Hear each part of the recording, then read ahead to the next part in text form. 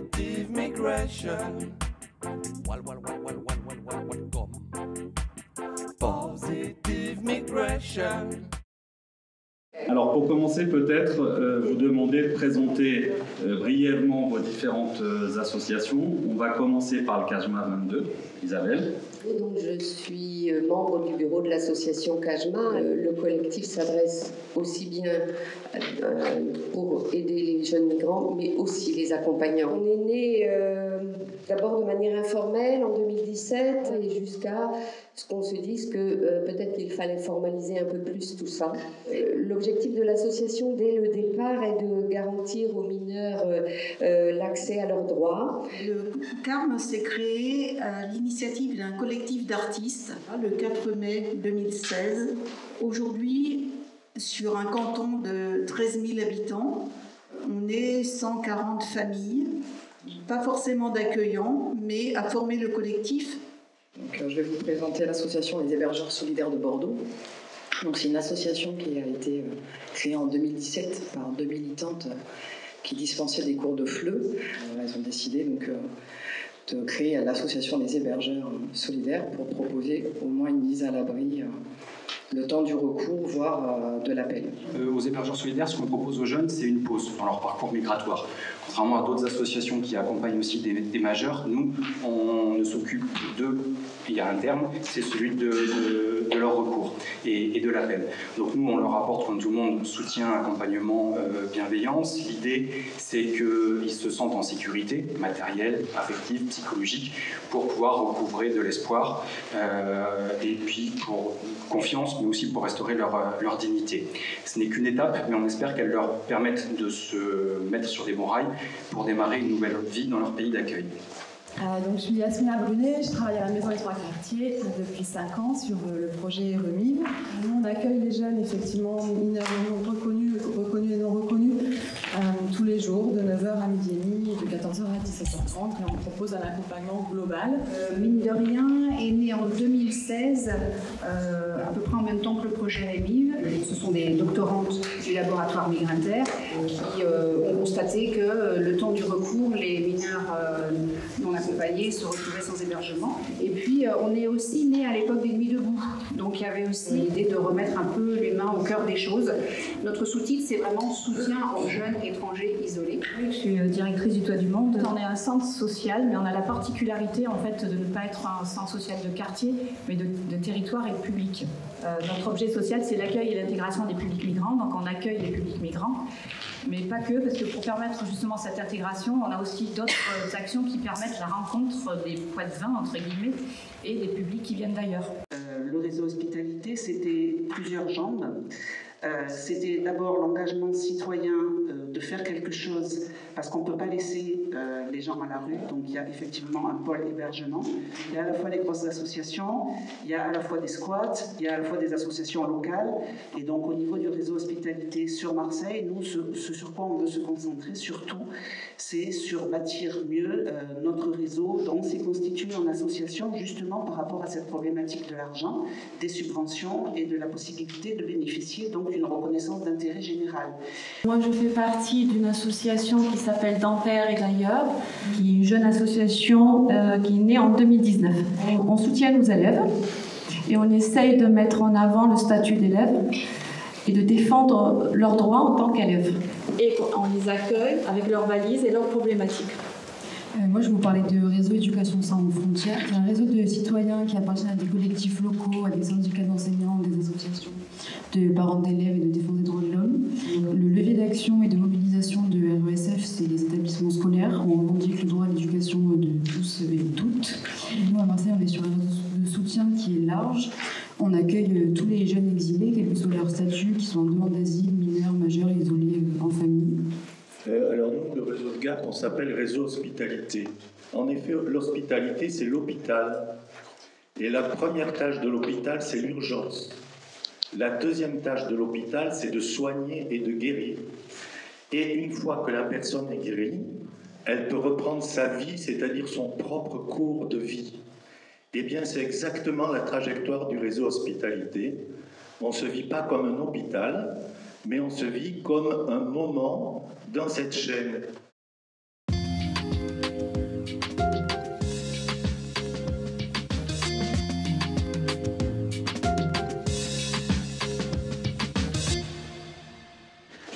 puisse revenir sur les motivations qui sont celles des personnes qui s'engagent comme ça dans ces réseaux de solidarité, pour l'hébergement notamment. Les motivations des hébergeurs, c'est là qu'il faut trouver des traits communs entre eux, plus que dans une sociologie de qui héberge, je trouve. C'est souvent satisfaire, on va dire ça comme ça, à des valeurs personnelles, d'ouverture, de rencontre. Il y a une certaine culpabilité de notre mode de vie au regard de ce qu'ont ceux qu'ils vont héberger. Il y a aussi une question un peu de l'évidence, parce que face à l'inacceptable, on ne peut pas laisser des enfants comme ça. Enfin, on se doit aussi en tant que citoyen d'appliquer la loi et de protéger. Et puis il y a aussi le refus d'être témoin, d'être un simple témoin. Tout ce qu'on fait, ça va laisser une trace à un moment donné. On est obligé, on se doit de le faire pour maintenant, pour nous, pour les jeunes, mais aussi pour les générations futures. Oui, il y a aussi un effet de contamination de la joie qui est manifeste chez les accueillants et qui font que leurs voisins s'y mettent. Première personne aidante ou hébergeante, ou à des titres divers, comme il a été souligné, c'était déjà des gens engagés ailleurs. Ils avaient soit une origine de militants associatifs, soit une origine catholique. Troisièmement, c'est les engagements politiques, par exemple les jeunes anards qui intervenaient aussi dans ces lieux et qui ont créé des squats. Et il y a un deuxième groupe, qui a été signalé, c'est la spontanéité, c'est etc. Mais à partir de là, c'est la mise en action des réseaux.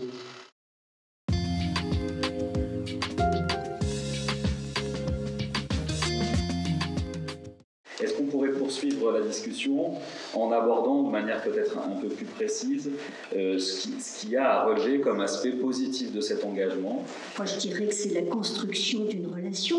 Alors, c'est extrêmement divers, mais je dirais que vraiment, cette richesse première que je vois, c'est ça, c'est créer une relation, quelle qu'elle soit, facile, pas facile, dans la durée, brève. Mais c'est de voir qu'à un moment donné, il y a des jeunes qui arrivent à réaliser leur rêve, parce que quand ils arrivent, donc ils veulent souvent être scolarisés ou pouvoir au moins rentrer dans un certain rythme. Il y a aussi, moi, ce que j'aime, c'est quand ils arrivent à un moment donné à prendre parole et à s'opposer en disant « là, je suis pas d'accord ». Et là, je me dis « là, c'est gagné ».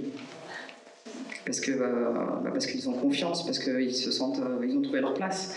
Ils se sentent légitimes pour dire « là, moi, je suis pas d'accord, on va pas faire comme ça ». Et le plus de fierté pour ces familles, ce sont deux types de réussite. La réussite professionnelle, et puis un autre aspect, c'est le sport. Les effets politiques de la présence des jeunes dans l'espace public du sport fait partie intégrante de la lutte antiraciste. C'est vraiment très bien. Les jeunes qui sont accueillis chez nous confortent le tissu social.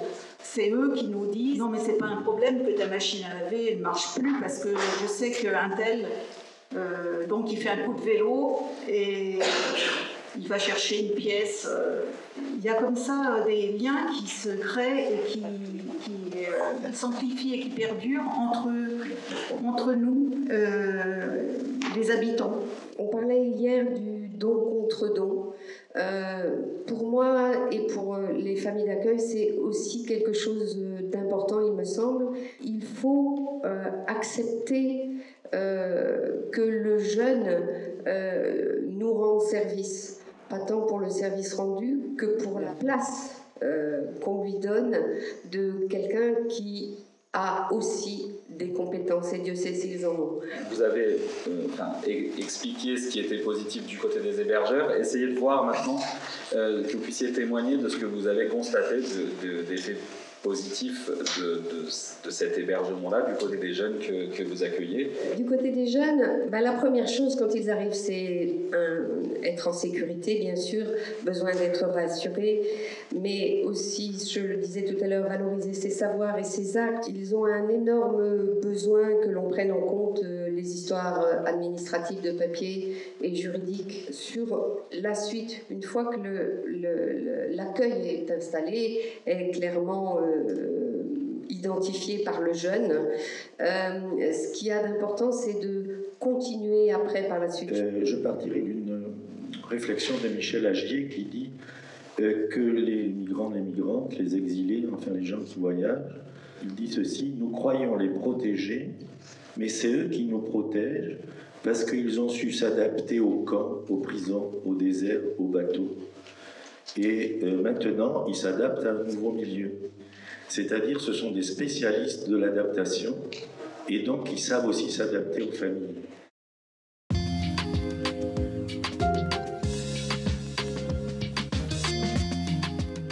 Je souhaiterais maintenant qu'on puisse revenir un peu sur les particularités de vos différentes organisations, vos différents réseaux. Vous n'avez pas toutes les mêmes organisations, il y a des raisons à ça. Les règles de vie, elles sont instaurées et elles dépendent des hébergeurs. La mission, c'est d'accompagner ces familles. Chaque jeune est accompagné par un référent pour faire la médiation entre la famille et le jeune. Nous avons aussi un système de référents qui sont des personnes souvent au sein du conseil d'administration. Ils ont comme fonction à la fois de s'occuper du jeune, de la famille, de la relation famille au pluriel jeune, mais aussi effectivement tout ce côté administratif, côté santé, côté scolarité, etc., en lien, bien sûr, avec les familles d'accueil. Il y a 2 référents par accueilli, chaque accueilli ayant affaire à 4 hébergeurs. Le référent, il est médiateur, en quelque sorte, entre l'accueilli et la famille.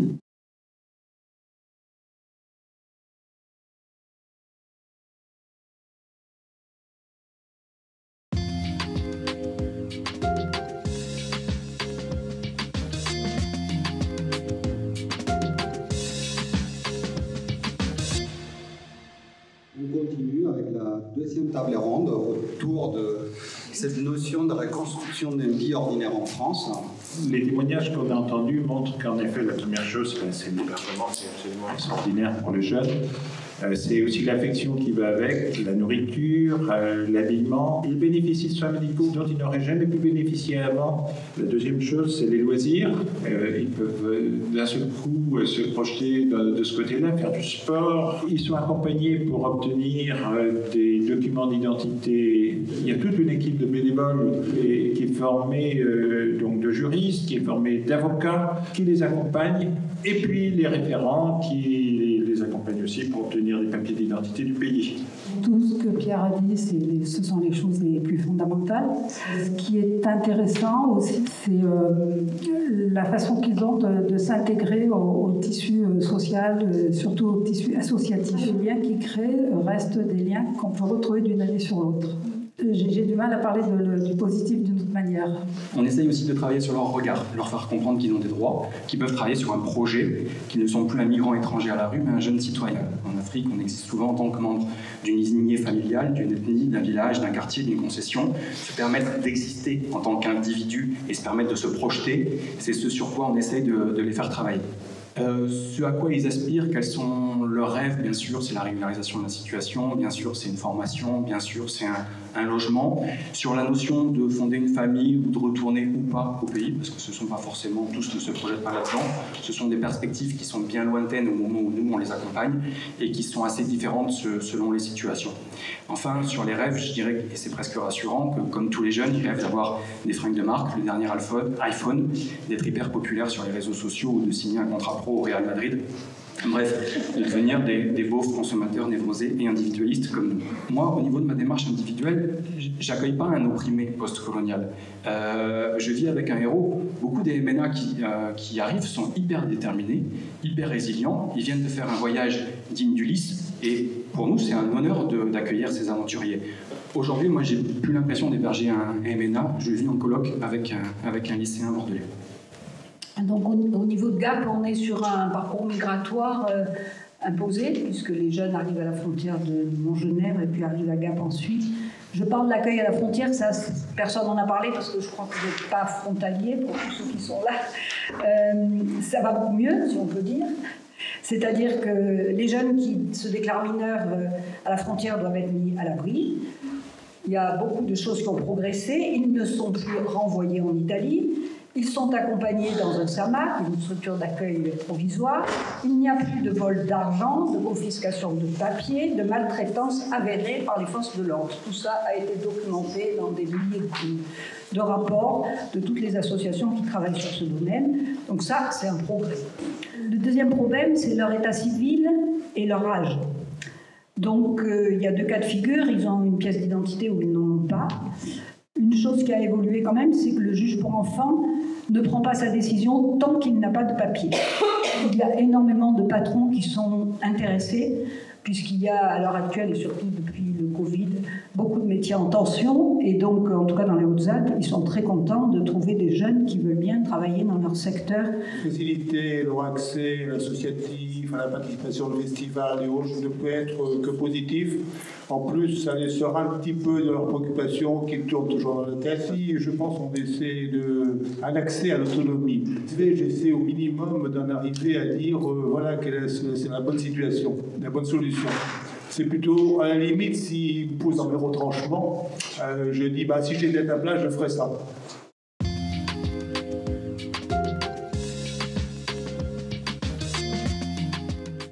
Au sein de l'établissement, on est en combat au quotidien pour défendre les droits ce qu'ils ont droit, ces élèves, tout simplement.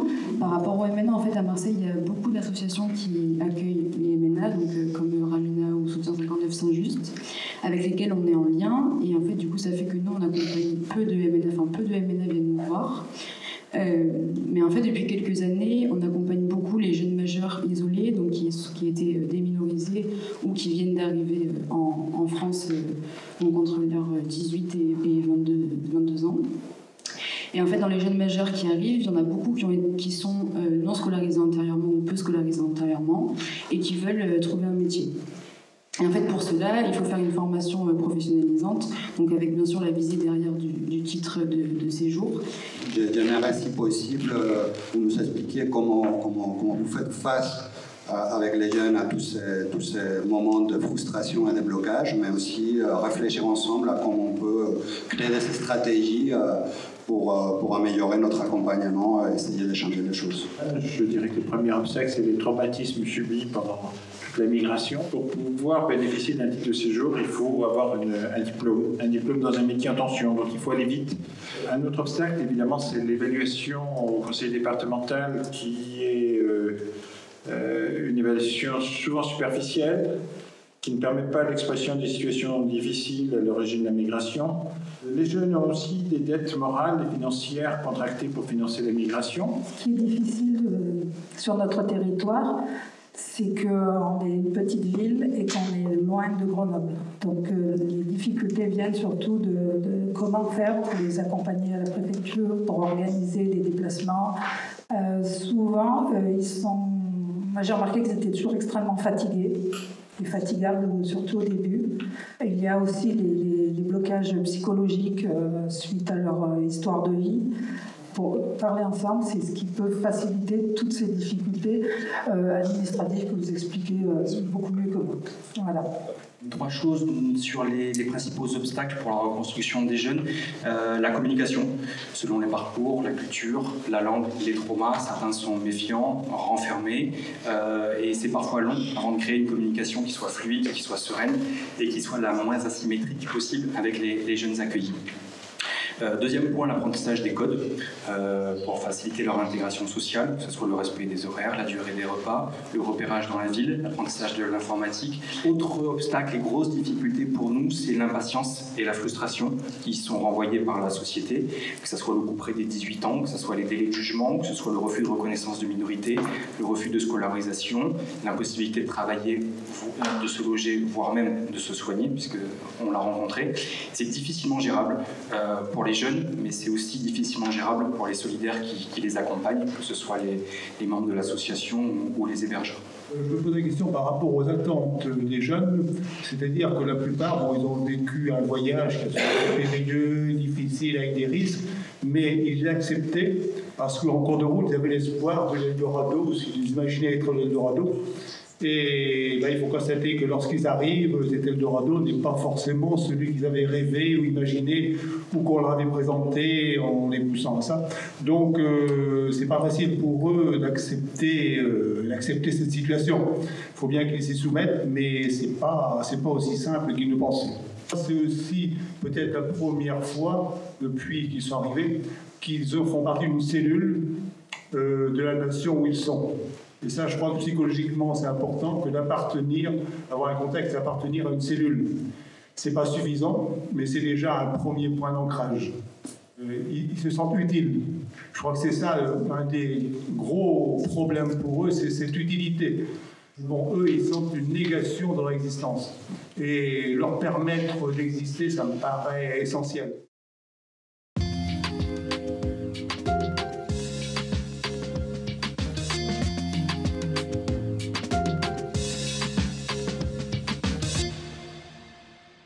La question des moyens financiers, de vos besoins. Comment faites-vous? À quel type de financement avez-vous recours? Et comment vous évaluez la pertinence, l'intérêt, le niveau de ces financements? Donc effectivement, les finances, c'est toujours le nerf de la guerre, mais ça a aussi un impact très important sur l'évolution de l'association. Dès cette création, donc, qui s'est structurée avec des commissions, il y a eu un début de recherche de subventions. On a trouvé des solutions, mais on a continué à s'organiser, donc à la fois à développer la politique de dons et rechercher des subventions. Mais on fonctionne en fait avec un budget plus restreint, qui est essentiellement composé de dons et de cotisations, et on répond à quelques appels à projets de temps à autre. On a surtout en tout cas un budget qui permet de couvrir les dépenses des jeunes. Du coup, on est quand même sur un budget conséquent, puisque en 2017, c'était un projet expérimental, innovant, et actuellement, on est toujours entre 4 et 5 personnes à temps plein pour accueillir les jeunes. Et donc ça fait 15 ans qu'on n'est pas une association, donc on n'a pas de subvention, on a des dons, donc on a un petit peu d'argent qui nous permet de payer, entre autres, les inscriptions des jeunes dans le lycée professionnel privé. Par contre, il y a plusieurs comités de soutien en établissement qui se sont constitués en association pour récolter des dons, et certains ont réussi à avoir donc le bénéfice, la reconnaissance d'intérêt général. Au niveau des recettes, c'est que des dons, il n'y a pas de subvention. Et on essaye de donner une très bonne image pour que les gens viennent vers nous dire vous êtes formidables, on voudrait vous aider, et ça marche. Il y a une fondation d'entreprise qui est venue vers nous et qui nous a permis donc de louer cette maison.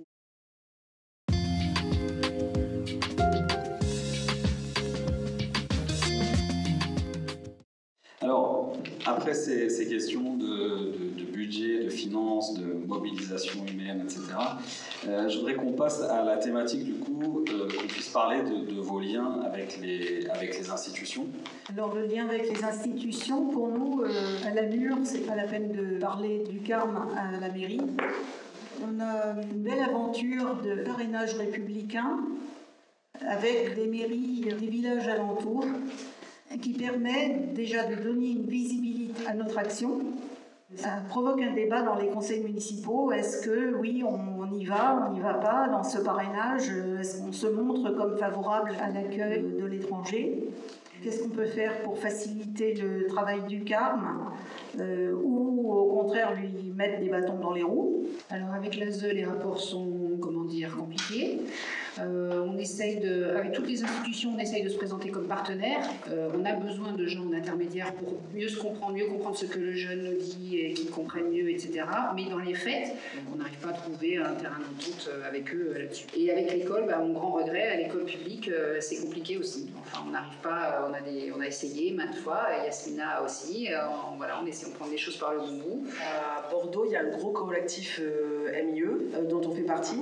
Donc en fait, on a quand même un plaidoyer assez important avec ce collectif.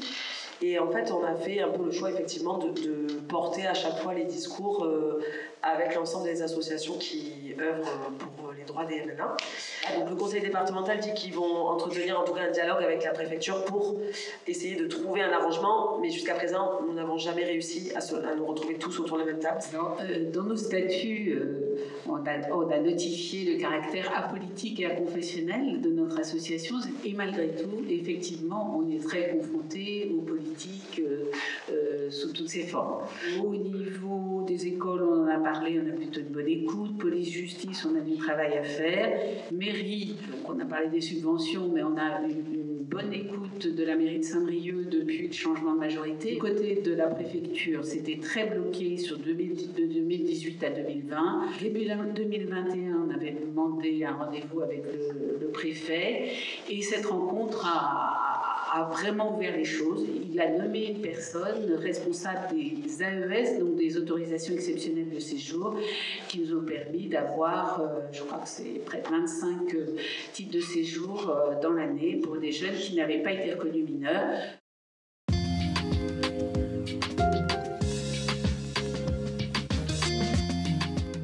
Faut-il se fédérer? Ça va être ça notre dernière question. Moi, en tant qu'ayant vécu RESF depuis sa création, la fédération, enfin, c'est pas le mot fédération, mais l'existence nationale d'un collectif me semble fondamentale. Moi, je veux quand même attirer notre attention sur le fait que dans un tel réseau où on se fédérerait, il faut absolument impliquer les jeunes. Fédérer l'accueil solidaire, nous, on avait participé l'année dernière à un colloque sur la prise en charge des MNA qui réunissait des universitaires, des gens de l'ASE et des associations. Et c'est par ce biais-là qu'on a eu d'autres contacts, dont Migrinter et dont l'équipe de Lyon qui nous a contactés fin 2021 pour nous dire qu'ils proposaient de fédérer des associations. Je pense que plus on sera nombreux, plus on peut faire avancer les choses et puis peut-être, pourquoi pas, aller vers le national quand il va être constitué.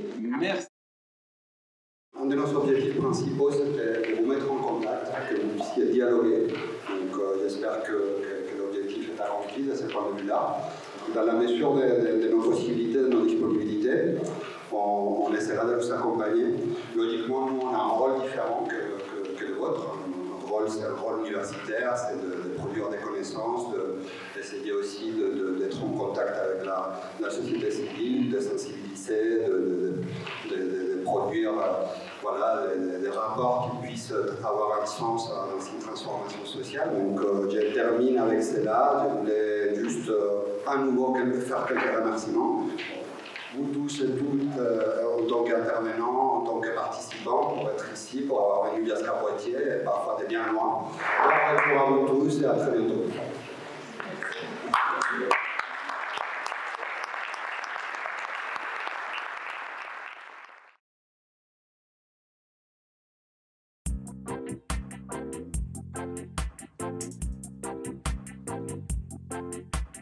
Positive migration.